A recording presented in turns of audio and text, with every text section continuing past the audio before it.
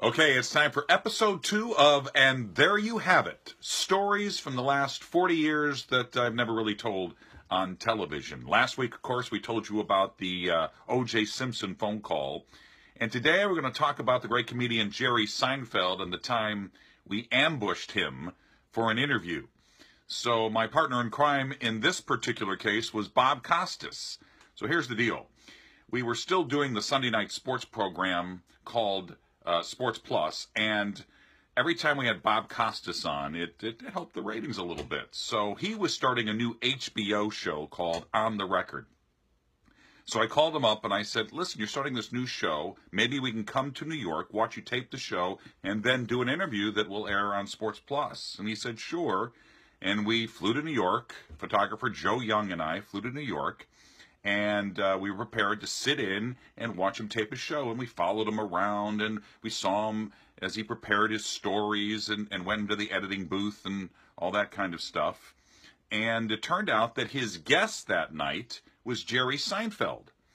Okay, so the show Seinfeld had been off the air for a couple of years. So this is 2003, and Jery had never really done, since the show ended, a long-form interview with anybody.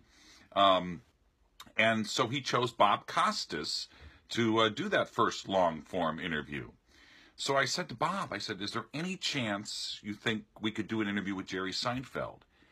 He said, well, let's do this. After he's done interviewing me and we're done with the taping, why don't you just, ask him and just go up to him and see if he'll do an interview? So I said to my photographer, okay, when Bob is done, we'll go up to him, but just have the camera rolling. So that's exactly what we did. He was done with his interview. Jery Seinfeld stood up, and we walked right over, camera rolling. And I don't think Jery knew what hit him. Here's this local TV station trying to interview him after Bob Costas interviews him on HBO. And I could see the wheels turning, and Jery did not want to give a straight answer. He decided to play it like he was at a congressional hearing, and he didn't want to incriminate himself. Cannot speak on that. I can't. There's no proof of it. You can't pin it on me. Those tapes were falsified. There's no DNA evidence. You said, though, that you enjoyed that, and it went on and on. I never said it. If I said it, I was not in the presence of a lawyer. Those statements are bogus. I deny all these charges. Kind of I've never seen any sports. I'm not aware of any games. And I don't know who you are either.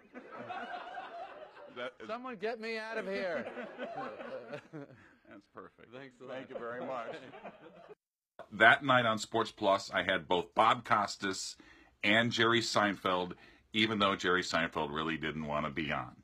But that's my story with Jery Seinfeld. And there you have it, my story about Jery Seinfeld and Bob Costas. Episode number 3 of And There You Have It, next week.